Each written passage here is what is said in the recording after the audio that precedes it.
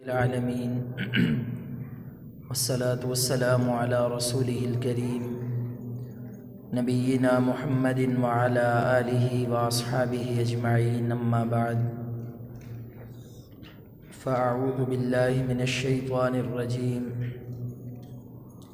بسم اللہ الرحمن الرحیم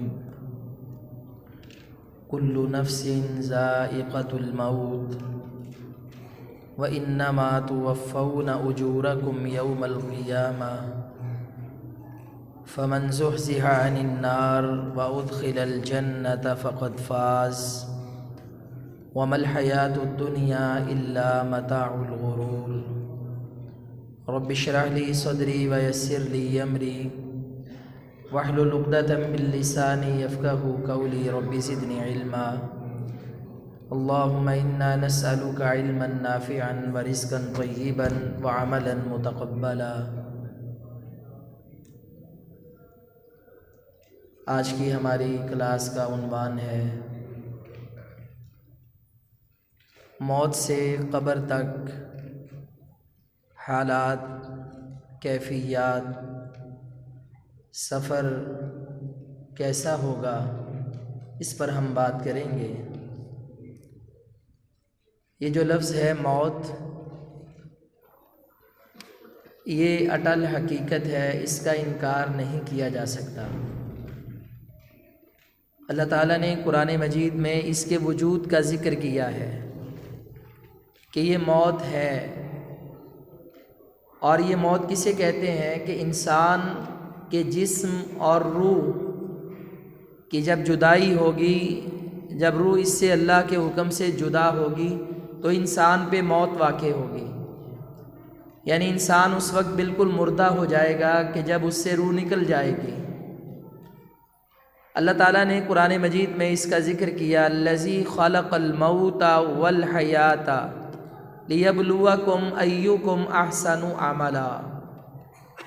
اللہ تعالیٰ وہ ذات ہے کہ جس نے موت کو پیدا کیا اور زندگی کو پیدا کیا، اور یہ زندگی کا ملنا اور پھر موت کا آ جانا، اس کا مقصد کیا ہے؟ اللہ تعالیٰ دیکھنا چاہتا ہے، آزمانا چاہتا ہے کہ کون اللہ کے دربار میں بہترین اعمال لے کر کے جاتا ہے۔ اب یہ جو موت ہے، اللہ تعالیٰ نے اس کا ذکر پہلے کیا ہے اور زندگی کا ذکر بعد میں کیا ہے۔ الذی خلق الموت والحیات، حالانکہ ترتیب کے لحاظ سے زندگی پہلے ہے اور موت بعد میں ہے۔ اس کا مطلب کیا ہے کہ انسان، اس کی اصل حقیقت موت ہی ہے۔ وہ جب کچھ بھی نہیں تھا تب مردہ ہی تھا، تو اللہ نے اس کو زندہ کیا، پھر اللہ نے اس کو مارنا ہے، پھر اللہ نے اس کو زندہ کرنا ہے۔ اور دوسرا، اس ترتیب کا مطلب یہ ہے کہ انسان اس حقیقت سے غافل نہ رہے۔ زندگی سے پہلے اس کو موت یاد ہونی چاہیے، ہر چیز کے عروج سے پہلے اس کو زوال یاد ہونا چاہیے کہ آج اگر اسے عروج ہے تو زوال بھی ہے، اگر آج زندگی ہے تو موت بھی ہے۔ تو اللہ تعالیٰ نے یہ موت کی یاد دہانی کے لیے، اس کو یہ سبق یاد رہے، بھول نہ جائے، تو موت کا ذکر پہلے کیا۔ الذی خلق الموت والحیات، اس نے موت اور حیات کو پیدا کیا۔ قرآن مجید میں اللہ تعالیٰ نے اس کے وجود پر بہت ساری آیات ذکر کی کہ موت ہے۔ اچھا، آج تک اللہ تعالیٰ کا انکار کرنے والے پیدا ہوئے، ایتھیسٹ پیدا ہوئے، ملحد پیدا ہوئے، آخرت کا انکار کرنے والا شخص پیدا ہوا، جزا و سزا حساب کے دن کے انکاری پیدا ہوئے، بہت سارے لوگوں نے دعوے کیے، مگر آج تک موت کا منکر پیدا نہیں ہوا۔ کوئی مذہب ایسا نہیں ہے کہ جو موت کا انکار کرے۔ مشرکین مکہ تھے، قرآن مجید میں جتنی مکی صورتیں ہیں ان کا ایک ہی موضوع تھا، عقیدہ آخرت، اللہ تعالیٰ کی توحید یا رسالت۔ اللہ تعالیٰ نے وہ ساری صورتوں میں یہ تین باتیں سمجھائیں، کیونکہ ان کے تین بنیادی مقاصد تھے۔ ایک تو وہ اللہ ہی کو رب نہیں مانتے تھے، اور محمد بن عبداللہ کو محمد الرسول اللہ صلی اللہ علیہ وسلم تسلیم نہیں کرتے تھے، اور تیسرے نمبر پہ وہ آخرت کو نہیں مانتے تھے۔ تو اللہ رب العالمین نے تینوں باتیں، تینوں موضوعات مکی صورتوں کو بیان کر کے کھول کے رکھ دیے. لیکن مشرکین مکہ نے بھی کبھی موت کا انکار نہیں کیا. آج بھی کوئی کافر، کوئی ملحد، کوئی ایتھیسٹ موت کا انکار کرنے والا نہیں ہے، کیونکہ سب کو پتہ ہے مرنا ہے اور آنکھوں کے سامنے مرتے ہیں. یہ بھی جنازے اٹھاتے ہیں، ہم بھی اٹھاتے ہیں. انہوں نے بھی جانا ہے، ہم نے بھی جانا ہے. اصل بات ہے کہ موت اور موت کے بعد جو سفر ہے انسان کا جنت تک یا جہنم تک، اس کے لوگ منکر ہوئے اور اس کو مانا نہیں کہ جس کی وجہ سے بگاڑ پیدا ہوا. تو موت کو بھی یاد کرنا چاہیے، اور اس کے بعد کے جو حالات ہیں جس کو آج ہم قبر تک کے سفر کو بیان کریں گے تاکہ ہمارا تزکیہ ہو جائے اور فکر آخرت ہمیں یاد آئے اور ہم اپنی اصلاح کر سکیں. پہلی بات یہ ہے کہ موت ایک حقیقت ہے، یہ سب کو آنی ہے. اس سے کوئی انسان، کوئی فرد و بشر، کوئی مرد و عورت، کوئی انسان بھی اس سے مستثنا نہیں ہے.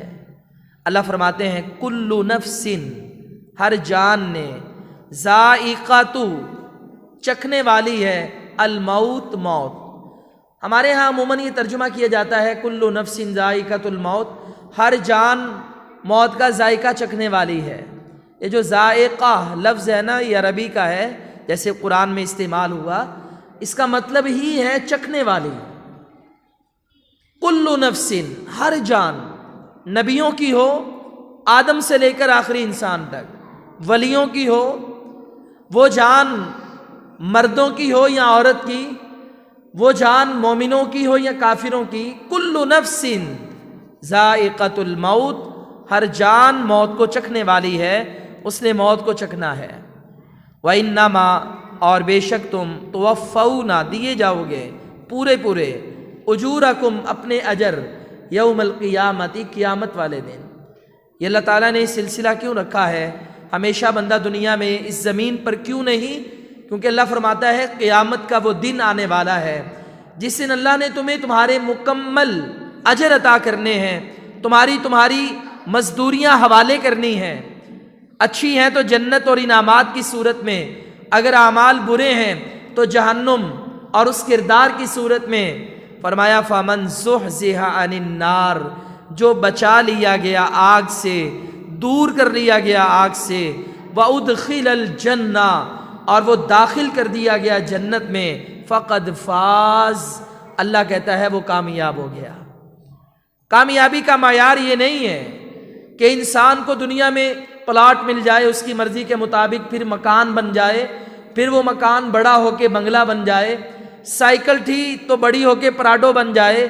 یعنی ترقی کرتی کرتی سواری بھی اچھی ہو، ترقی کرتا کرتا مکان بھی اچھا بن جائے، اولاد پڑھ لکھ جائے، دنیا میں ڈگریاں حاصل کر لے، یہ اس کی کامیابی نہیں ہے. اور یہ سب کچھ پا کے حاصل کر کے کامیابی کے دعوے کرنے والے بھی سن لیں، کامیاب وہ ہے. فرمایا فَمَنْ زُحْزِحَ عَنِ النَّارِ وَأُدْخِلَ الْجَنَّةَ فَقَدْ فَازَ، جو کل آگ سے بچا لیا گیا اور جنت میں داخل کر دیا گیا، اللہ کہتا وہ کامیاب ہو گیا.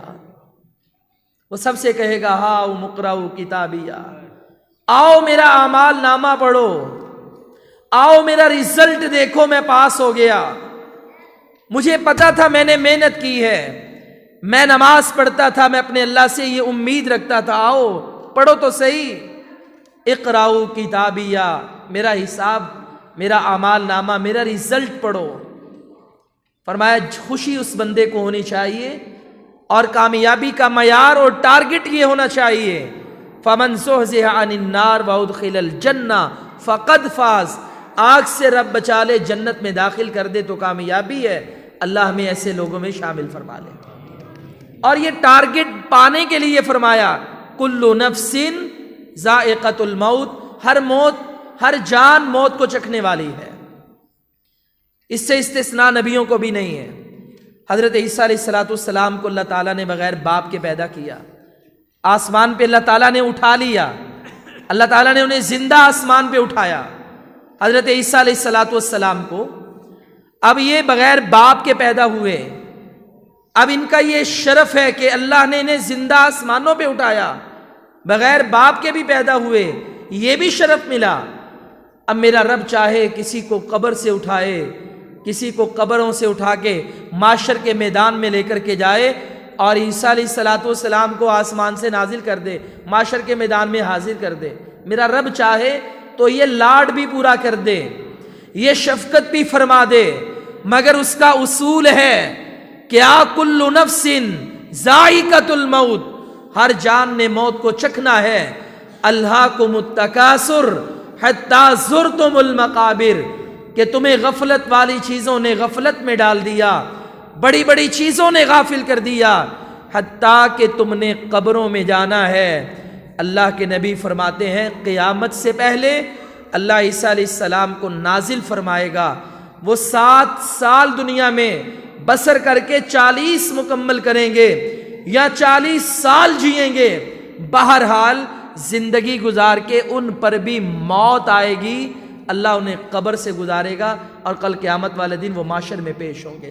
چھٹی اور رخصت ان کو بھی نہیں ہے، اس مرحلے سے سب نے گزرنا ہے۔ موسیٰ علیہ السلام کے پاس حضرت ابو ہریرہ رضی اللہ عنہ اس کے راوی ہیں اور یہ صحیح مسلم کی حدیث ہے، ملک الموت آیا، رب کا حکم ہے جان نکالنی ہے۔ موسیٰ علیہ السلام نے فرمایا موت؟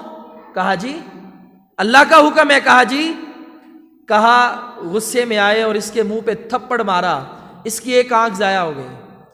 یہ بھاگتے ہوئے اللہ کے پاس گئے، ملک الموت، رب سے کہا یا اللہ میں تو انسانی شکل میں گیا، جا کے میں نے بتایا، چونکہ یہ اللہ تعالیٰ نے پیغمبروں کا اعزاز رکھا ہے، اللہ تعالیٰ ہم سے نہیں پوچھے گا تم نے مرنا ہے کہ نہیں، ان سے اللہ تعالیٰ سوال کرتا ہے، انہیں آپشن دیتا ہے کہ تم نے اور رہنا ہے یا کیا کرنا ہے۔ ہمارے نبی کو بھی آپشن دیا گیا، آپ نے کہا اللہم بالرفیق الاعلی، یا اللہ اب بہترین رفاقت چاہیے، تیرا ساتھ چاہیے، اب تیرے ہاں مقام چاہیے۔ سوال کیا موسیٰ علیہ السلام سے، جلال میں آئے، ملک الموت نے جا کے شکایت کی، یا اللہ تیرا نبی تو دنیا سے جانا نہیں چاہتا۔ اللہ تعالیٰ نے کہا جاؤ اسے کہو کہ بیل کی پشت پر موسیٰ علیہ السلام ہاتھ رکھیں، آپ کے ہاتھ کے نیچے جتنے بال آئیں گے اللہ اتنے سال اور زندگی عطا کر دے گا۔ اب یہ جو بیل ہے، گائے ہے، اس کی پشت پر ہاتھ رکھا جائے تو کتنے بال آتے ہیں جو کہ ہمارے تصور میں نہیں آ سکتے، یعنی لاکھوں سال کی زندگی چاہیے، ہزاروں سال کی زندگی چاہیے تو حاضر ہے۔ موسیٰ علیہ السلام کو اس نے آ کے بتایا، آپ نے یہ بات سنی، سوچی سمجھی اور اس کے بعد کہا اچھا زندگی مل گئی، میں نے گزار لی، اس کے بعد کیا ہوگا؟ کہا پھر موت ہوگی، موت سے چھٹی نہیں ہے۔ کہا میری جان حاضر ہے، ابھی روح قبض کر لو۔ یعنی موت سے انسان کو چھٹی نہیں مل سکتی، ہر بندے نے اس پروسیجر سے گزرنا ہے۔ اللہ اکبر۔ اللہ فرماتا ہے اقترب للناس، قریب ہے لوگوں کے لیے، حسابہم، ان کے حساب کا وقت، وہم فی غفلۃ معرضون، اور وہ غفلت میں منہ موڑنے والے ہیں۔ لوگوں کو اس بات کا علم ہے کہ حساب قریب ہے، موت قریب ہے، جنازے اٹھاتے ہیں، یہ جنازے لوگوں کے اٹھانا یہ ہمارے لیے مس کال ہے، ہمیں کال کب آ جائے، رب کی طرف سے بلاوا کب آ جائے، اس کا اللہ رب العالمین کو علم ہے، لیکن انکار نہیں ہے، جب آنا ہے تو ایک لمحہ بھی چھٹی اور مہلت نہیں ہے۔ کسی نے یہ نہیں کہنا یہ بچوں کی شادی کی تیاری کر رہا ہے، اس نے تو ابھی بڑے بڑے خواب دیکھنے ہیں، ابھی تو اس کے بڑے بڑے پلان ہیں جو اس نے مکمل کرنے ہیں۔ کوئی یہ نہیں دیکھتا کہ اس کے بچے بے سہارا اور بے آسرا ہیں، جب میرے رب کا حکم آیا موت نے آن لینا ہے۔ اللہ فرماتا ہے اقترب للناس حسابہم، حساب کا وقت قریب ہے، سامنے ہے، دور نہیں ہے، بالکل قریب ہے، لیکن لوگوں کا عالم یہ ہے وَهُمْ فِي غَفْلَةٍ مُعْرِضُونَ، وہ غفلت میں پڑے ہیں۔ الہاکم التکاثر، تمہیں غافل کر دیا کثرت والی چیزوں نے، تمہیں تمہارے مال و دولت کی کثرت نے غافل کر دیا، تمہیں تمہاری اولاد نے غافل کر دیا، تمہیں تمہارے دکان بزنس نے غافل کر دیا، تمہیں تمہاری زندگی ڈگری علم کالج یونیورسٹی نے غافل کر دیا، نماز سے غافل کر دیا، جمعے سے غافل کر دیا، صدقہ و خیرات سے غافل کر دیا، تمہیں اللہ سے غافل کر دیا التکاثر، کثرت والی چیزوں نے، حالانکہ حقیقت کیا ہے؟ حتیٰ زرتم المقابر، بہت جلد تم قبروں کی زیارت کرو گے، قبر میں جاؤ گے۔ اللہ اکبر۔ لیکن جانا تو سب نے ہے، مگر ہمارے رب کا ہمارے لیے ایک حکم ہے، اس کا ہمارے لیے ایک آرڈر ہے۔ حکم اور آرڈر کیا؟ یا ایھا الذین آمنو، اے ایمان والو، اتقوا اللہ، تم اللہ سے ڈرو، حق تقاتہ، ڈرو اس طرح کہ ڈرنے کا حق ادا کر دو، ولا تموتن، اور نہ تم فوت ہونا، الا وانتم مسلمون، اس حال میں کہ تم مسلمان ہو۔ یعنی اللہ تعالیٰ ہمیں کامیاب ہونے کے لیے اور موت کی ان سختیوں سے بچنے کے لیے ہمیں اس بات کا حکم دیتا ہے کہ وَلَا تَمُوتُنَّ إِلَّا وَأَنْتُمْ مُسْلِمُونَ، کہ تمہارا زندگی بھر کا یہ ٹارگٹ ہونا چاہیے کہ اللہ زندگی دے سعادت والی، ایمان والی، اور اللہ ہمیں موت دے تو وہ بھی اسلام والی، ایمان والی، پھر تم کامیاب ہو۔ وَلَا تَمُوتُنَّ إِلَّا وَأَنْتُمْ مُسْلِمُونَ۔ اللہ تعالیٰ نے یوسف علیہ السلام کو بادشاہت عطا کر دی، وزیر خزانہ بنا دیا۔ اللہ تعالیٰ نے ان کے والدین لٹا دیے، ان کی اولاد لٹا دی، انہیں ان کا پیارا یوسف ملوا دیا۔ اور یہ ان دونوں کے مناظر لمحات ہیں۔ یوسف علیہ السلام رب سے دعا کیا کرتے ہیں؟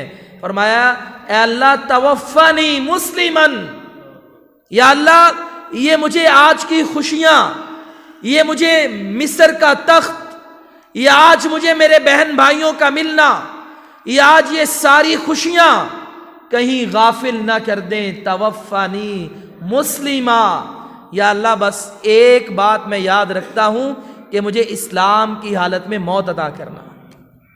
کیا خوشی کا وقت ہوگا کہ کئی برسوں سے بچھڑا ہوا یوسف آج اپنے والدین سے مل گیا۔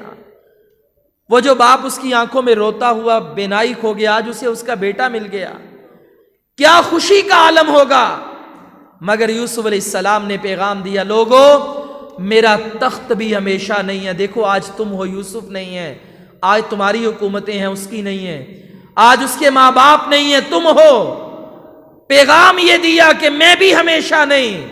یا اللہ یہ خوشیاں عارضی ہیں، اصل خوشی تخت پہ کھڑے ہو کے کہا توفنی مسلمہ، یا اللہ موت دینا تو اسلام کی حالت میں دینا، بس یہ کامیابی ہے۔ اللہ کہتا ہے وَلَا تَمُوتُنَّ إِلَّا وَأَنْتُمْ مُسْلِمُونَ۔ حضرت ابو سعید رضی اللہ عنہ فرماتے ہیں رسول اللہ صلی اللہ علیہ وسلم نے فرمایا لَقِّنُوا مَوْتَاكُمْ لَا إِلَٰهَ إِلَّا اللَّهُ، کہ تم اپنے مردوں کو لا الہ الا اللہ کی تلقین کرو۔ یا اللہ جو مردے ہیں وہ تو مردے ہیں، وہ تو زبان بھی نہیں ہلا سکتے، ہم انہیں لا الہ الا اللہ کیسے پڑھا سکتے ہیں؟ یہ مردے سے مراد وہ بندہ ہے کہ جو بیماری میں اس حالت میں پہنچ گیا کہ موت ہی اب اس کا چارہ اور حل ہے، اور کوئی چارہ نہیں ہے۔ یعنی ڈاکٹروں نے جواب دے دیا، نرسوں نے جواب دے دیا، حکیموں نے، طبیبوں نے جواب دیا، ہر طرف سے جواب مل گیا، اسے بھی پتا ہے، آپ کو بھی پتا ہے کہ موت اس کی سامنے ہے، اب یہ مردہ ہے۔ فرمایا لقنوا موتاکم لا الہ الا اللہ، انہیں لا الہ الا اللہ پڑھایا کرو۔ یا اللہ اگر لا الہ الا اللہ پڑھائیں فائدہ کیا ملے گا؟ میرے نبی کریم علیہ الصلاۃ والتسلیم نے فرمایا من کان آخر کلامہ لا الہ الا اللہ دخل الجنہ، دنیا سے رخصتی ہو رہی ہو، زبان سے اگر یہ جاری ہو جائے لا الہ الا اللہ، میرا رب ایسے بندے کو جنت میں داخل فرما دے گا۔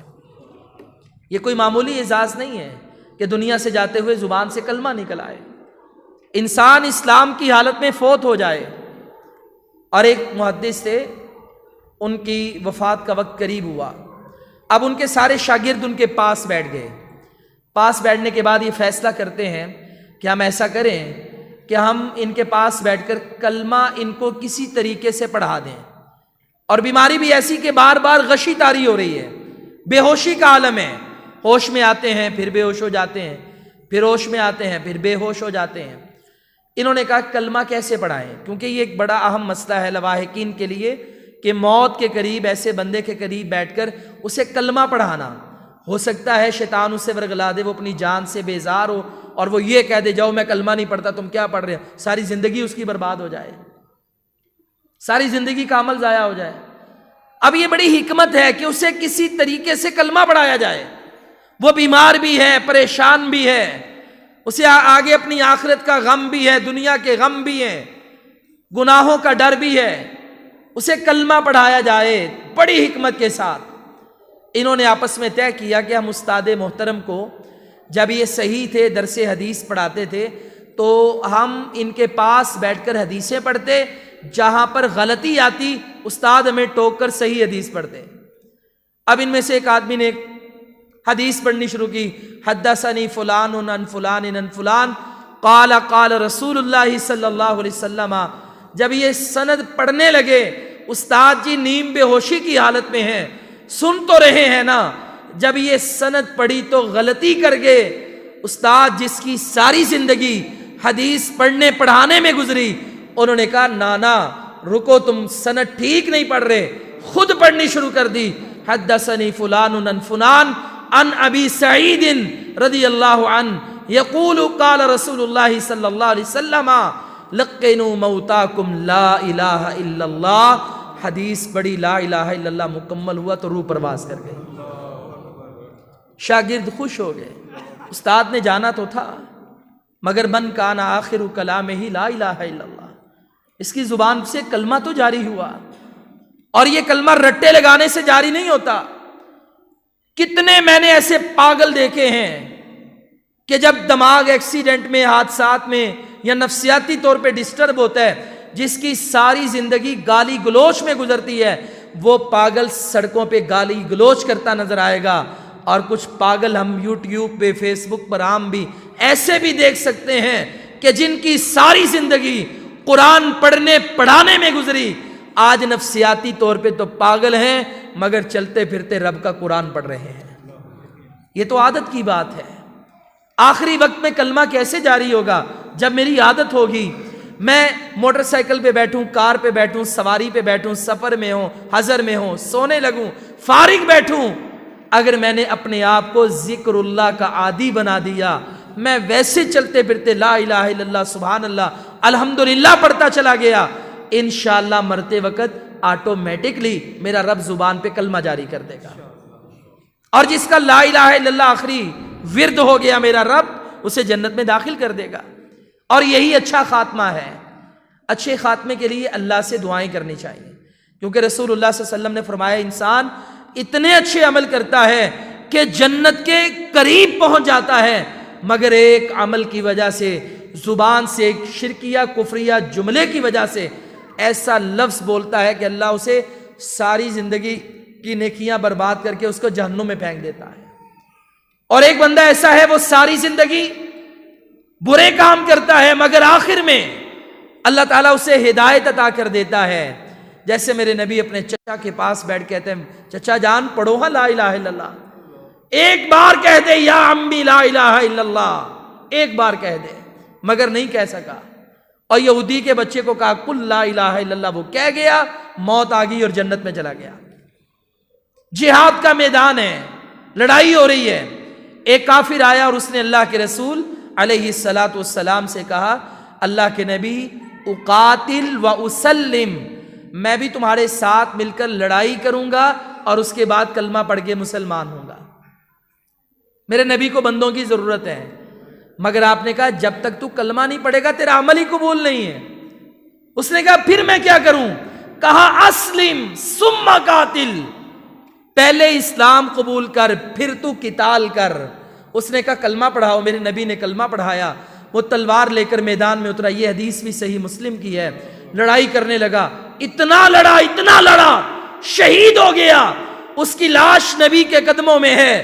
میرا نبی دیکھتا جا رہا اور کہتا جا رہا ہے عمل قلیلا واجر کثیرا، کیسا تاجر تھا، عمل تو کم کیا اجر بہت بڑا لے گیا۔ اگر اسے اسلام قبول کرنے کے بعد نماز کا موقع ملتا تو یہ نماز پڑھتا، زکوٰۃ کا موقع ملتا تو یہ زکوٰۃ دیتا، حج کا موقع ملتا تو یہ حج کرتا، مگر اسے اسلام قبول کرنے کے بعد موقع ہی جہاد کا ملا ہے، کیا شہید ہو گیا، چند منٹ کی عبادت اس کو جنت کا مہمان بنا گئی۔ اللہ سے حسن خاتمہ کی دعائیں کیا کریں، کہیں ہمارا سارا عمل برباد نہ ہو جائے۔ ریاکاری، دکھلاوا، شہرت یا کوئی اور کام ہمارے عمل کو برباد نہ کر دے۔ اصل بات ہے کہ ہم نیکیوں کی حفاظت کریں، ہمارا رب نیکیوں کی حفاظت کرے۔ اللہ اکبر کبیرہ۔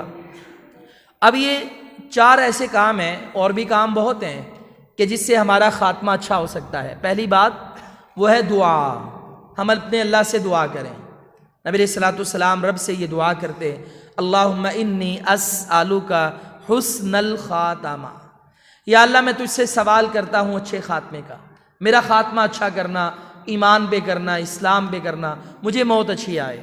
دوسرے نمبر پہ ہے کہ ہم شہادت کی موت کے لیے دعا بھی کریں اور ہمارا رب ہمیں شہادت کی موت عطا کر دے۔ یہ جو شہادت کی موت ہے یہ بھی حسن خاتمہ کی علامت ہے کہ اللہ کے راستے میں بندہ شہید ہو جائے اور رب بندے کو ساری مشکلات سے نجات، سختیوں سے نجات عطا کر کے جنت کا داخلہ عطا فرما دے۔ اور اس کے بعد ایک عمل ہے نماز میں، نماز کے بعد آیت الکرسی پڑھنا۔ آپ نماز پڑھ کے فارغ ہوئے، کسی سے کلام نہ کریں، آیت الکرسی پڑھیں۔ رسول اللہ صلی اللہ علیہ وسلم نے فرمایا جو بندہ نماز کے بعد آیت الکرسی پڑھتا ہے جب اس کی موت کا وقت آئے گا، بس جنت میں اور اس کے درمیان اب موت ہی حائل ہے، اللہ تعالیٰ اس کو موت کی سختیوں سے محفوظ کر کے ڈائریکٹ جنت میں داخل فرما دے گا۔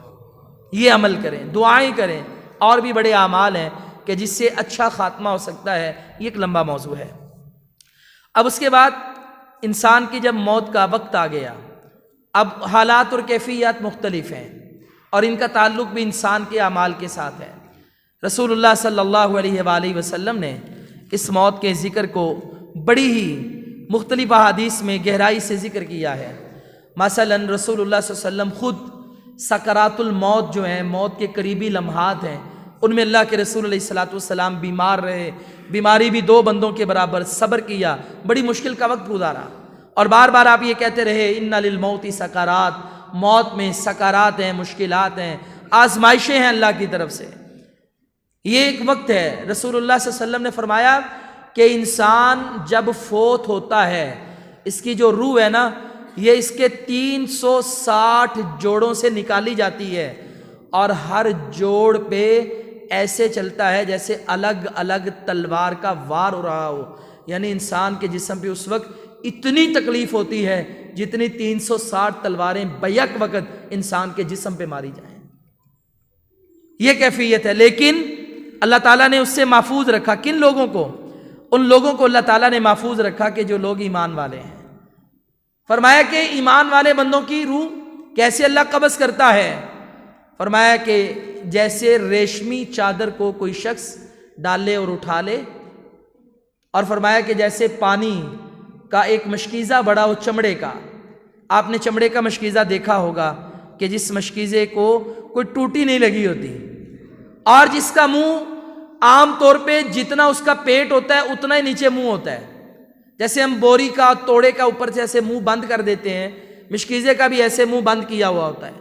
فرمایا جس طرح مشکیزے کا منہ کھلتا ہے، اب اس کا منہ بھی اتنا بڑا ہے، فوراً پانی 1 سیکنڈ سے پہلے سارا نیچے گرتا ہے، کا مومن کو روح ایسے ہی اللہ تعالیٰ قبض کر لیتا ہے، اسے پتہ بھی نہیں چلتا، وہ اللہ کے حضور پیش ہو جاتا ہے۔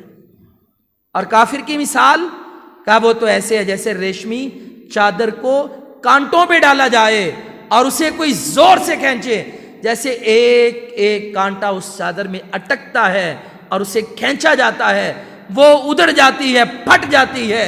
اسی طرح کافر کی روح کو یہ 360 جوڑ، یہ جو اس کے کانٹے بنا دیے جاتے ہیں، کھینچا جاتا ہے، یہ ادھیڑ کے رکھ دی جاتی ہے، اتنی تکلیف اور موت کی سکرات میں مبتلا ہوتا ہے۔ ہمارا جو نفس ہے نا، اس کی 3 اللہ تعالیٰ نے قسمیں قرآن مجید میں بیان کی۔ ایک ہے نفس امارہ، یعنی جو انسان کو برائیوں پہ ابھارتا ہے، انسان کو برائیوں پہ ابھارتا ہے۔ جب ہم برائی کے لیے آمادہ ہوتے ہیں، وہ ہمارے نفس کی وہ قسم ہے جو امارہ ہے، برائی کا حکم دینے والے۔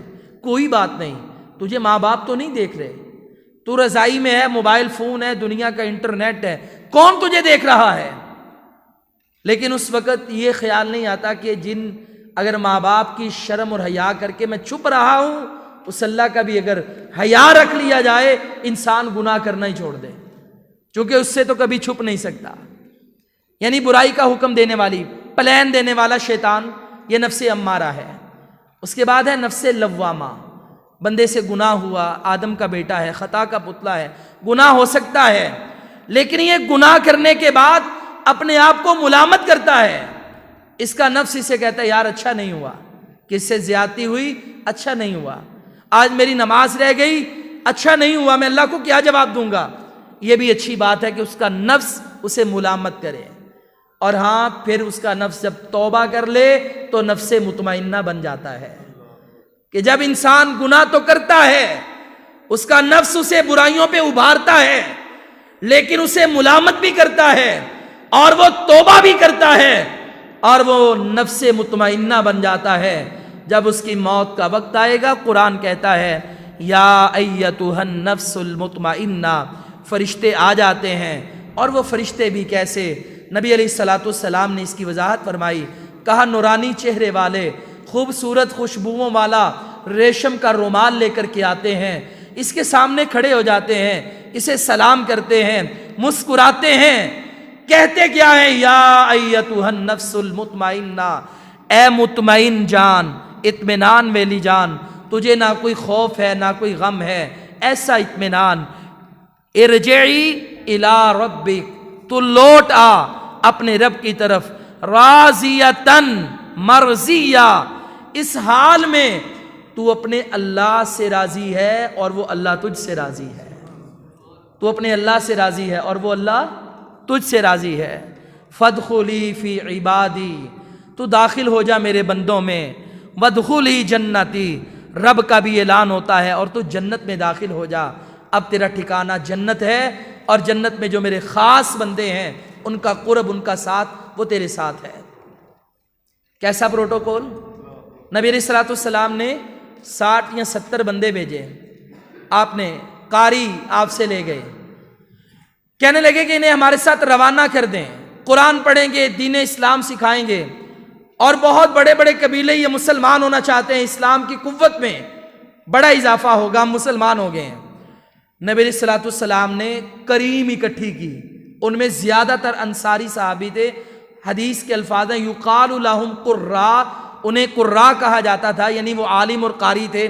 اتنے محنتی استاد، ٹیم تیار کی میرے نبی نے، دھوکہ کر کے لے گئے۔ ابھی راستے میں پہنچے، صحابہ تو خوشیاں منا رہے تھے کہ بڑے بڑے قبیلے مسلمان ہو گئے ہیں اور یہ جا کے ان کی تربیت کریں گے اور آج اسلام کو بڑی بڑی بشارتیں ملیں گی، مگر راستے میں دھوکہ ہوا۔ یہ ظالم پلان تو کچھ اور کر کے بیٹھے تھے، پہاڑوں کی اوٹ میں بیٹھے تھے، مخصوص مقام پہ جب یہ پہنچے، اور یہ تو نہتے تھے، تیر و تلوار لے کر تو نہیں آئے تھے، یہ تو قلم و کرتاس لے کر کے آئے تھے، یہ تو پڑھنے پڑھانے والے لوگ تھے۔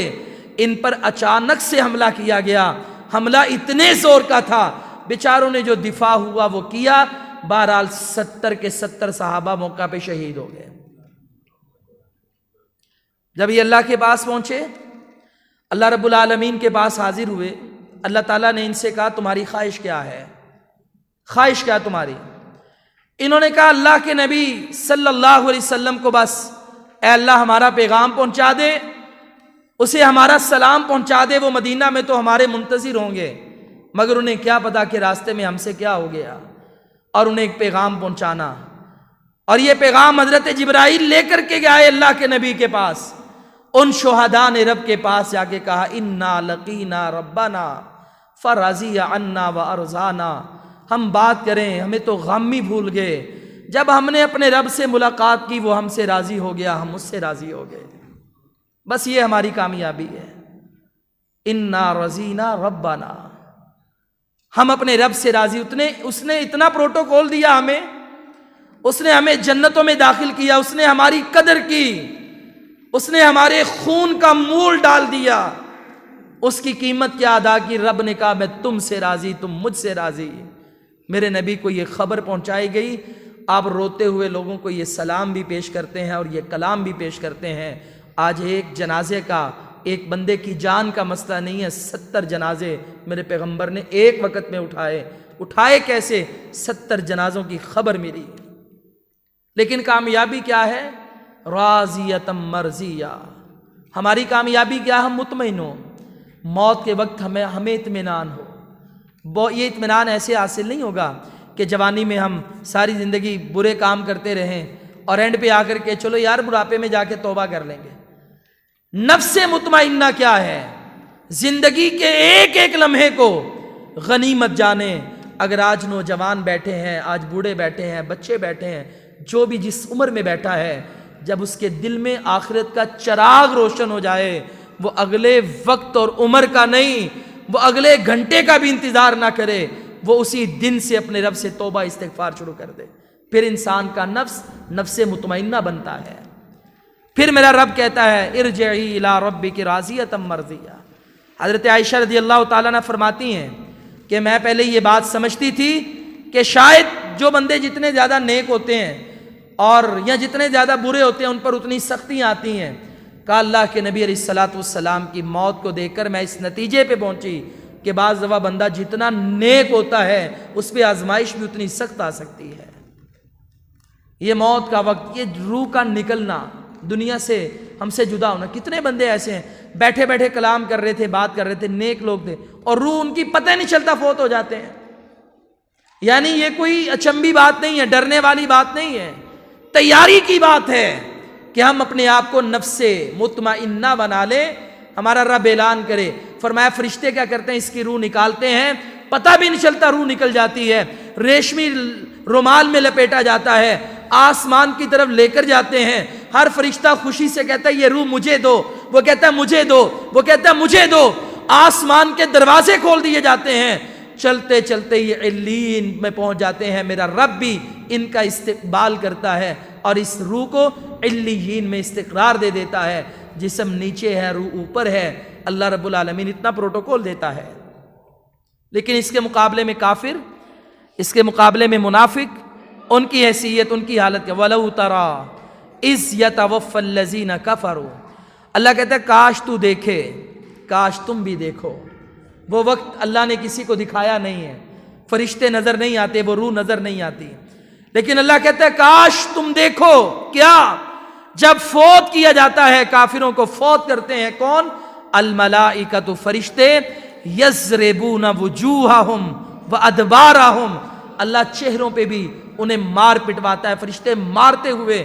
یعنی مجرم کو کوئی پھولوں کا استقبال کر کے عدالت میں نہیں لاتا، اسے مار مار کے پولیس والے گاڑی پہ بٹھاتے ہیں، اسے مار مار کے جیل میں پھینکتے ہیں. جیل میں جیلر اور سپریٹینڈنٹ اسے دھکے ٹھوٹے مارتا ہے. کہا بس یہی عالم اور منظر ہوگا. فرشتے آئیں گے، چہروں پہ ماریں گے، ان کی پشتوں پہ ماریں گے، کہیں گے وَذُوقُوا عَذَابَ الْحَرِيقِ، جلنے والا عذاب چکھو. یہ زیادتی نہیں ہے تمہارے ساتھ. ذَلِكَ بِمَا قَدَّمَتْ أَيْدِيكُمْ، یہ تو وہ ہے جو تمہارے ہاتھوں نے کمایا. جیسا بیج تم نے بویا آج ویسی کمائی کھا لو.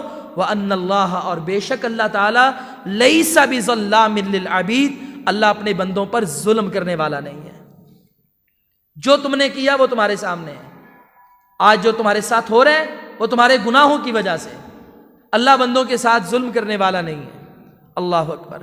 نبی علیہ السلام نے فرمایا کہ اس کے پاس بھی فرشتے آتے ہیں، بدبودار رومال لے کر، ڈراؤنی شکلوں والے، اور جب اس کے پاس آتے ہیں یہ ڈر رہا ہوتا ہے، خوف اس پر چھایا ہوتا ہے. فرمایا اس کی روح بھی ایسے کانٹوں کی طرح جیسے چادر کھینچی جاتی ہے، اس کی روح بھی کس طرح فرشتے کھینچتے ہیں. یہ تڑپتا ہے، چیخیں مارتا ہے، جان نہیں نکلتی. اور کتنے ایسے بد کردار لوگ بھی ہیں جو اسپتالوں میں پڑے رہتے ہیں، لوگ بد دعائیں کرتے ہیں یا اللہ یہ مر جائے تو اچھا ہے، لیکن بندہ نہیں مرتا. کئی ایسے لوگ، ایسی کیفیات ہمیں دیکھنے کو ملتی ہیں. اللہ اکبر. فرمایا اس کو لیتے ہیں، کوئی فرشتہ پکڑتا نہیں ہے. گندی چیز کو کون پکڑتا ہے؟ آسمان کی طرف گئے، آسمان کے دروازے بند ہیں. زمین کی طرف آئے، رحمت کے دروازے بند ہیں. ان کے لیے سارے دروازے بند کر دیے جاتے ہیں. اس کو دھتکار دیا جاتا ہے، اس کو جہنم میں پھینکا جاتا ہے. یہ کافر کی موت اور اس کے نکلنے والے حالات ہیں. اللہ اکبر. بندہ فوت ہو جائے تو کیا کرنا چاہیے؟ کچھ لواحقین کے فرائض ہیں. ان میں سب سے بڑی بات کہ صبر کریں. حضرت انس رضی اللہ عنہ فرماتے ہیں کہ نبی صلی اللہ علیہ وسلم گزرے، قبرستان پہ، قبر پہ بیٹھی ایک عورت رو رہی تھی، اس کا بیٹا فوت ہو گیا. نبی صلی اللہ علیہ وسلم نے فرمایا اللہ سے ڈرو، صبر کرو. وہ کہنے لگی دور ہو جاؤ، اگر تجھ پر یہ مصیبت آئی ہوتی تو تجھے پتا ہوتا، یہ تو مصیبت مجھ پر پہنچی ہے۔ کسی بندے نے بعد میں بتایا وہ یہ پتہ یہ کون بات کر کے گئے صبر والی؟ کہا نہیں، وہ بیچاری غم میں مبتلا تھی۔ کہا یہ بات کرنے والے اللہ کے نبی تھے۔ وہ عورت گھبرائی، فٹافٹ اللہ کے نبی علیہ السلام کے گھر پہ گئی۔ اب اس عورت کے الفاظ سنیے، وہ کیا کہتی ہے؟ اب بندہ غمگین ہو نا، اس کے ذہن میں ہوگا پتہ نہیں کتنا پروٹوکول ہوگا، اللہ کے نبی سے ملاقات ہو بھی پائے گی کہ نہیں، اگر آپ سے ملاقات ہو بھی گئی تو آپ پتہ نہیں مجھے کیا کہیں گے، نخرے نہ کریں، یہ نہ کہیں چل چل تو نے میری عزت نہیں رکھی، اب کیا منہ لے کر آئی ہے۔ رویے ہوتے ہیں نا ہمارے بھی، ہمارے مولوی بھی 1 منٹ سے پہلے ناراض ہو جاتے ہیں، اور دنیا مناتی رہتی ہے اور وہ مانتے ہی نہیں ہیں۔ ایک دیکھو امام الانبیاء محمد الرسول اللہ صلی اللہ علیہ وسلم کا انداز بھی دیکھو، رویے انسان کو اٹریکٹ کرتے ہیں۔ اس نے بات بتانے سے پہلے کہا، فرمایا کہ وہ نبی علیہ السلام کے دروازے کے پاس آئی اور اس نے کہا وہاں کوئی دربان نہیں تھا، میرے پیغمبر کا دروازہ سب کے لیے کھلا تھا، کوئی پروٹوکول نہیں تھا۔ آئی عرض کیا اللہ کے نبی میں نے آپ کو پہچانا نہیں۔ آپ نے یہ نہیں کہا بھئی تو نے میری عزت نہیں رکھی، آپ نے کہا الصبر عند الصدمۃ الاولی، وہ اللہ کی بندی صبر ابتدا ہی کا تو نام ہے۔ لوگ کہتے ہیں جی بری بات مجھ سے برداشت نہیں ہوتی، اور بھائی اچھی باتیں تو سب بھی برداشت کرتے ہیں، برداشت ہوتا ہی برے کا نام ہے۔ برا رویہ، بری بات، برا عمل، یہی تو برداشت ہوتا ہے۔ اگر ابتدا میں صبر نہیں کرنا تو صبر کس کا نام ہے؟ آپ نے کہا ابتدا ہی میں تو صبر ہے۔ آپ نے پیار سے اسے دعوت دی، پھر سمجھایا یعنی صبر کرنا، صبر۔ میرے نبی کو اطلاع ملی کہ آپ کے عبداللہ بن رواحہ بھی شہید ہو گئے، زید بن حارثہ بھی ہو گئے، جعفر بن طیار بھی ہو گئے، وہ بھی شہید ہو گئے۔ اب جعفر کے چھوٹے چھوٹے بچے تھے، میرے نبی اس کے گھر میں آئے، گھر والوں کو بتایا تو بچے رونے لگ پڑے کہ باپ کو بھی چند دن پہلے تو ہم نے رخصت کیا تھا، مگر وہ اس جگہ پہ اللہ کی جنتوں کا مہمان بن گیا، بچے یتیم ہو گئے۔ میرے نبی انہیں صبر کی تلقین کر رہے ہیں، صبر کرو، صبر، حوصلہ دے رہے ہیں۔ یعنی موت کے وقت لواحقین کو صبر کا درس دینا، صبر کرنا۔ اور اس کی اچھی صورت کیا ہے؟ استعینوا بالصبر والصلاۃ۔ کسی کو صبر نہ آئے وہ وضو کر کے نماز پڑھنا شروع کر دے، اللہ اسے صبر عطا کر دے گا، اللہ کی مدد آئے گی اور وہ صبر کرے گا۔ اس کے بعد غسل دیں، کفن دیں، جنازہ پڑھیں۔ نبی علیہ الصلوۃ والسلام نے فرمایا کہ جو اپنے بھائی کو غسل دیتا ہے، صحیح الجامع کی حدیث ہے، آپ نے فرمایا اللہ اسے 40 بار معاف کر دیتا ہے۔ یا اللہ تو ایک بار معاف کرے تو کافی۔ اس کو میں یوں سمجھانے کی کوشش کرتا ہوں کہ آپ اخباروں میں پڑھتے ہوں گے اس مجرم کو 20 بار سزائے موت، 25 بار، کیا 20-25 بار اسے بار بار پھانسی پہ لگایا جاتا ہے؟ نہیں، ایک اختیار وزیر اعظم کے پاس، ایک صدر کے پاس، ایک گورنر کے پاس، وہ سزائے موتیں معاف کر بھی دیتے ہیں۔ 25 بار، 20 بار، 10 بار، 12 بار کا مطلب یہ ہوتا ہے اگر 5-10 بڑے بندے سزائے موتیں اس کی معاف کر بھی دے پھر بھی 10 باقی ہوں، یعنی موت کے علاوہ کوئی چارہ نہیں ہے۔ میرا رب کہتا ہے 40 بار معاف، یعنی اب تیرا جہنم میں جانے کا چارہ نہیں ہے، اب تو جنت میں جائے گا۔ کفن دیں، جنازہ پڑھیں۔ ایک جنازہ جو صرف پڑھ لے 1 قرات ثواب، جو تدفین تک چلا جائے 2 قرات ثواب، اور یہ قرات احد پہاڑ کے برابر۔ احد پہاڑ کتنا ہے؟ یہ 9 میل پہ پھیلا ہوا، 3000 فٹ کی بلندی پر پہاڑ جتنا اوپر ہے اس سے کئی گنا نیچے ہے۔ یہ زمین کے کیل ہیں، کیل جتنا دیوار سے باہر ہوتا ہے اس سے کئی گنا اندر ہوتا ہے۔ کل قیامت کے کیا کہنے ہوں گے؟ صرف جنازوں کا اجر، ایک جنازے کا اجر کتنا ملے گا؟ 1 احد پہاڑ کے برابر رب نیکیاں اٹھا کے ہمارے نامہ اعمال میں ڈال دے گا۔ اور کوئی تدفین تک ساتھ جائے تو 2، اور اگر ہم اسی طرح جنازے پڑھیں، پڑھتے جائیں، پڑھاتے جائیں، ہمارا آخرت کا چیپٹر بھی رینیو ہوتا چلا جائے، رب کی یاد بھی آتی چلی جائے، اور نیکیوں میں اللہ ہر جنازے اور تدفین کے بعد گھنٹہ لگائیں، پونا گھنٹہ، اور 2 احد پہاڑ کے برابر نیکیوں کے ڈھیر اٹھائیں، اللہ تعالیٰ آپ کو آپ کے اکاؤنٹ میں اسی وقت شیئر کر دے گا جو کل قیامت والے دن میزان میں نظر آئیں گے۔ فَأَمَّا مَنْ ثَقُلَتْ مَوَازِينُهُ فَهُوَ فِي عِيشَةٍ رَاضِيَةٍ، پلڑا ہمارا بھاری ہوگا، ہمارا رب ہمیں جنت کا وارث بنا دے گا۔ میت کے لیے قبر پہ دعا کریں۔ اب یہ جب ہم قبر پہ آتے ہیں قبرستان میں، نبی علیہ السلام نے کہا جنازے جلدی جلدی دفن کرو، جلدی جلدی جنازہ پڑھاؤ، جلدی جلدی لے کر کے چلو، اگر اچھا ہے اس کے اچھے انجام میں منتقل کر دو، اگر یہ برا ہے تو جلدی جلدی اس کا بوجھ اپنے کندھوں سے اتار دو، قبر میں رکھیں۔ قبر کی جو پہلی رات ہے نا، پہلی گھڑی اور لمحہ، یہ بہت بڑا سبق اور پیغام ہے۔ ایک شاعر نے کیا پیاری بات کہی، کہتا ہے موت کو سمجھے ہے غافل اختتام زندگی، ہے یہ شام زندگی صبح دوام زندگی۔ لوگ سمجھتے ہیں زندگی مک گئی، کہتا ہے مکی نہیں، ابھی تو ایک زندگی کی شام ہوئی ہے اور ہمیشہ والی زندگی کا آغاز ہو چکا ہے۔ بقا، انسان کو بقا ہے، انسان کو فنا نہیں ہے۔ یہ دنیا کو فنا تھی، یہ ختم ہو گئی۔ اللہ نے ہمیں باقی رکھنا ہے، قبر سے گزارنا ہے، معاشر میں لانا ہے، حساب و کتاب کرنا ہے، پھر جنت میں بھیجنا ہے، خالدین فیہا ابدا، پھر ہمیشہ رہو گے تم اس میں۔ یہ بھول ہے انسان کی کہ قبرستان پہ بورڈ لگا دیا آخری آرام گاہ، نہ یہ آخری ہے نہ یہ آرام گاہ ہے، اللہ کو ہی پتہ یہ کیا ہے، اور یہ آخری نہیں ہے، یہ پہلی انسان کی آخرت کی ایک گھاٹی منزل اور پہلا سٹیپ ہے، یہ آخری نہیں ہے۔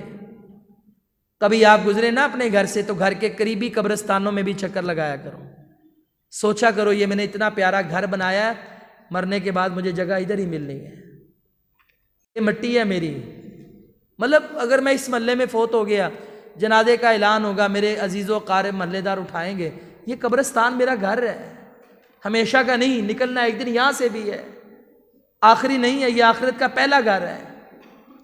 اکثر سوچا کریں، اپنی قبر کو یاد کیا کریں، کیونکہ یہ جو قبر ہے نا، قبر کے اوپر مٹی آ جائے اس کی بات نہیں کر رہا، اگر آپ اور میں ایک گھنٹہ بھی ہمیں کوئی کہہ دینا اس قبر میں کہ جس پہ مٹی نہیں ڈالی گزار کے دکھاؤ، اور بھائی گھنٹہ دور کی بات ہے، کوئی 10 منٹ بھی کھلی ہوئی قبر میں نہیں گزارتا۔ اور ہم جنازہ پڑھانے جاتے ہیں نا، تدفین کی باری آتی ہے، لوگ ڈرتے ہیں، کوئی قبر میں اتر کے لیٹ کے سائز بھی نہیں چیک کرتا۔ قبر کا تو یہ عالم ہے۔ کوئی اگر کسی بندے کو یہ بات کہی جائے کہ تم 1 گھنٹے کے لیے، 2 گھنٹوں کے لیے، 3 گھنٹوں کے لیے، 4 گھنٹوں کے لیے نہیں، ہمیشہ کے لیے یہ خوبصورت کمرہ ہے، دنیا کی ساری سہولیات ہیں، جاؤ تالا بند کر دیا، اب یہاں سے کبھی بھی تم نے باہر نہیں آنا، وہ بندہ چند گھنٹوں میں خوف میں ہی مر جائے گا۔ اور قبر، وہاں پہ تو سہولت بھی کوئی نہیں ہے، منو مٹی کے نیچے ہے انسان۔ نبی علیہ الصلوۃ والسلام نے فرمایا الدنیا سجن المومن و جنت الکافر، اس حدیث پہ غور کیجئے گا، یہ سارے سبق کا ایک خلاصہ ہے۔ دنیا مومن کے لیے قید خانہ ہے اور کافر کے لیے جنت ہے۔ جو جیل میں بندہ قیدی ہو نا، 10 سال قید کی سزا ہو، 20 سال، 30 سال، یا ہمیشہ کے لیے، قیدی آدمی جیل کے پلان نہیں بناتا کہ میں نے یہاں پہ رہنا ہے، ایک گھر بنانا ہے، ایک محل بنانا ہے، پھر میں نے جیل کی یونیورسٹی میں جانا ہے، پھر میں نے ڈگری حاصل کرنی ہے۔ ہمیشہ اس کا پلان جیل سے باہر ہوگا کہ جب مجھے رہائی ملے گی، پہلا قدم میرا باہر ہوگا تو میں کیا کروں گا۔ جیل سے باہر کی بات کرتے ہیں۔ اللہ کہتا ہے مومن تو جیل میں ہے، تو قیدی ہے، تو نے دنیا میں کیا کرنا ہے یہ تیری سوچ اور فکر نہیں، اس جیل سے باہر آخرت میں کل قیامت والے دن تو نے کیا بنایا، کیا کھویا، کیا پایا، اس کی فکر کر۔ الدنیا سجن المومن، مومن قیدی ہے، جیل کے بارے میں نہیں سوچے گا، اس نے کیا لینا ہے، کیا بزنس کرنا ہے، جیل کے باہر آخرت کے بارے میں سوچے گا۔ وہ جنت الکافر کا ہے، کافر کی جنت ہے، اس کے لیے کیا ہے، اس کا سب کچھ یہی ہے، یہ مومن کے لیے نہیں ہے۔ مومن صرف ایک لمحے کے لیے سوچ لے کہ یہ بس میری گزر گاہ ہے، میں مسافر ہوں، میں چند گھنٹوں سالوں کے لیے آیا ہوں، میں نے آگے نکلنا ہے۔ اسلام آباد میں جانے والا راستے کے ویٹنگ روم کو وہ ہمیشہ کے لیے نہیں اپناتا، وہ وہاں پہ شاید 1 روپیہ بھی لگانے کے لیے تیار نہیں ہوتا، اسے پتا ہے میری یہ منزل نہیں ہے، میری منزل تو لاہور میں ہے، میں نے اپنے گھر میں جانا ہے۔ نبی علیہ السلام نے فرمایا جب قبر میں اتارا جاتا ہے، ابو سعید خدری اس کے راوی ہیں، فرمایا کہ ایک جنازے میں میں رسول اللہ صلی اللہ علیہ وسلم کے ساتھ حاضر ہوا، آپ قبر پہ کھڑے ہو گئے، آپ نے فرمایا ان ھذہ الامہ تبتلی فی قبورہا، لوگوں ایک بات یاد رکھنا، اس امت کو قبر کے بارے میں آزمایا جائے گا، ان کی قبروں میں عذاب دیا جائے گا یا جزا دی جائے گی جیسے ان کے اعمال ہوں گے۔ فرمایا جب اس کے گھر والے اس کو دفنا دیتے ہیں، واپس جانے لگتے ہیں، اللہ تعالیٰ روح آتی ہے اوپر سے علیین سے، میت میں ڈال دی جاتی ہے، اللہ تعالیٰ اس کو بیدار کرتا ہے، یہ اٹھتا ہے، او بھائی یہ زندگی ہے، زندگی ہے، چند لمحوں کے لیے اللہ زندگی دے گا، وہاں پر دوبارہ روح آئے گی، جسم میں جائے گی، بندہ اٹھ جائے گا۔ فرمایا کہ اللہ تعالیٰ قدموں کی آہٹ سنائے گا، وہ جس کے لیے تو حلال و حرام کی تمیز ختم کر رہا، آج وہ تجھے چھوڑ کے چلا گیا۔ وہ جس کے لیے آپ نے دنیا کے سارے فرق مٹا دیے، دنیا تو بنا دی، بینک بیلنس تو بنا دیا، گاڑیاں تو لے دی، آج دیکھ لے بندے، چادر ہے تیرے اوپر ایک بس، اور کچھ بھی نہیں ہے، مال بھی چلا گیا، اولاد بھی چلی گئی، بس ایک عمل ہے جو تیرے ساتھ ہے، بس۔ فرمایا کہ اگر اچھا بندہ ہے تو منکر نکیر اچھی حالت میں آتے ہیں، گرز ان کے ہاتھ میں ہوگا۔ فرمایا اسے اٹھائیں گے، اسے پوچھیں گے من ربو کا، من نبیو کا، ما دینو کا۔ یہ حدیث میں مختلف الفاظ ہیں، ساری حدیثیں، تیرا رب کون ہے، ماذا تقول فی ھذا الرجل، اس بندے کے بارے میں، محمد صلی اللہ علیہ وسلم کے بارے میں تو کیا گمان کرتا ہے جو نبوت کا دعویٰ کر کے گئے، تیرا دین کیا ہے؟ سوالوں کا وہاں پہ رٹا لگا کر جواب نہیں آنا۔ سوال کیا؟ ربی اللہ، نبینا محمد، دینی الاسلام صلی اللہ علیہ وسلم، رب میرا اللہ ہے، محمد صلی اللہ علیہ وسلم میرے رسول ہیں، اسلام میرا دین ہے۔ یہ تو بچے کو بھی رٹا لگوا دو، اسے بار بار پوچھ لو، بتا دے گا۔ اللہ کون ہے کہے گا، رب کون ہے کہے گا اللہ، نبی کون ہے کہے گا محمد صلی اللہ علیہ وسلم، اور تیرا دین کیا ہے، بچے بھی کہہ دیں گے اسلام۔ رٹا لگانے سے یہ سوال کے جواب نہیں آنے، رٹا لگانے سے۔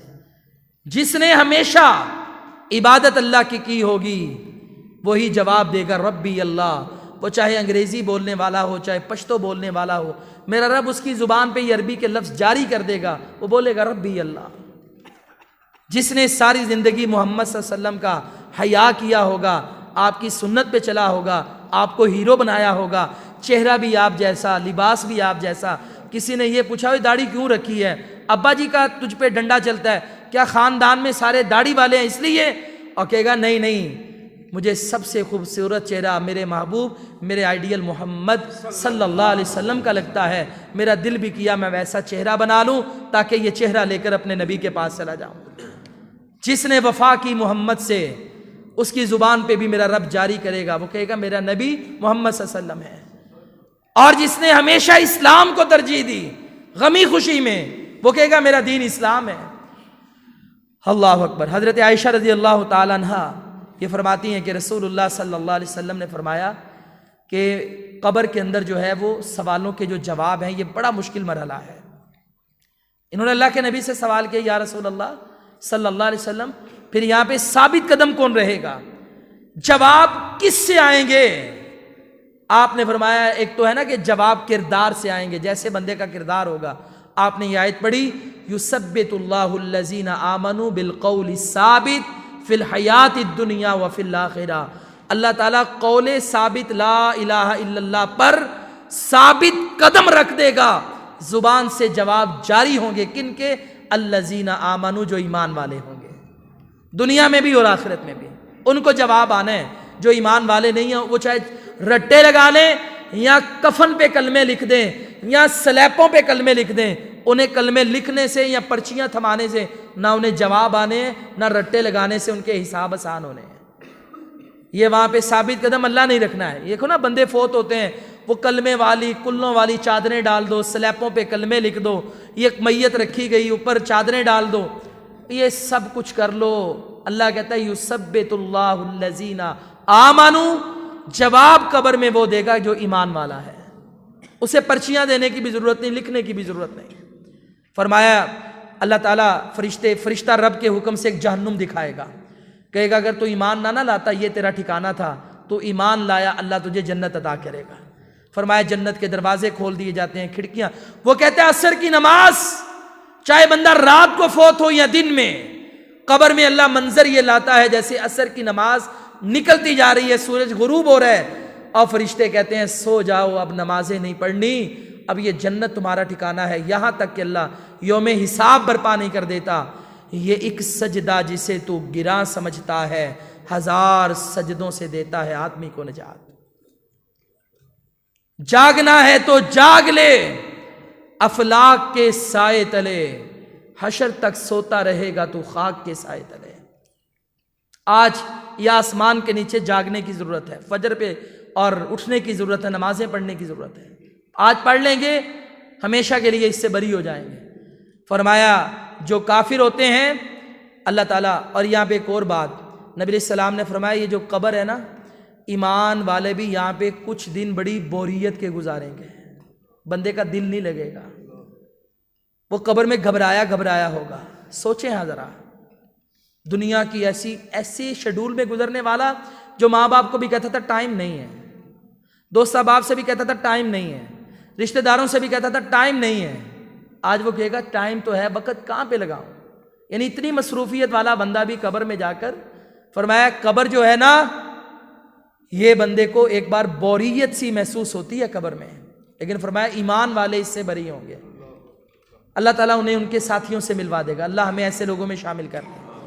فرمایا جو کافر ہوں گے، بے نمازی ہوں گے، جھوٹے ہوں گے، زانی و بدکار ہوں گے، منافق ہوں گے، قبر ان کو دبائے گی، اتنا دبائے گی، ایک دیوار دوسری دیوار کے ساتھ، یعنی ایک پسلی دوسری پسلی کے ساتھ پریس کر دے گی، بندے کو پیس کے رکھ دے گی۔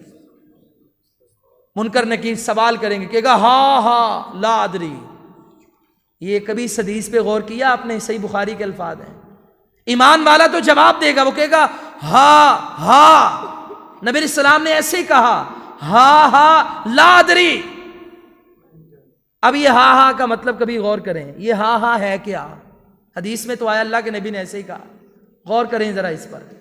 ایک اور حدیث اگر ساتھ ملائیں تو معنی سمجھ آ جائے گا۔ نبی علیہ السلام نے کہا جب تمہیں جمائی آتی ہے نا، تم میں سے کوئی بندہ ایسے نہ کہے ہاں نہ کرے، فرمایا جمائی کو روکے، یہ شیطان کی طرف سے ہے۔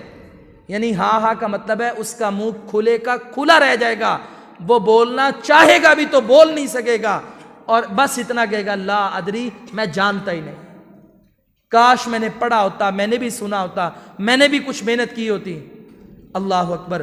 فرمایا فرشتے اسے گرزوں سے ماریں گے، کام مارنے کی آواز جنوں اور انسانوں کے علاوہ سارے جانور بھی سنتے ہیں، اور اگر تمہیں اللہ عذاب قبر ایک بار سنا دے، تم اپنے مردوں کو قبروں میں دفنانا چھوڑ دو۔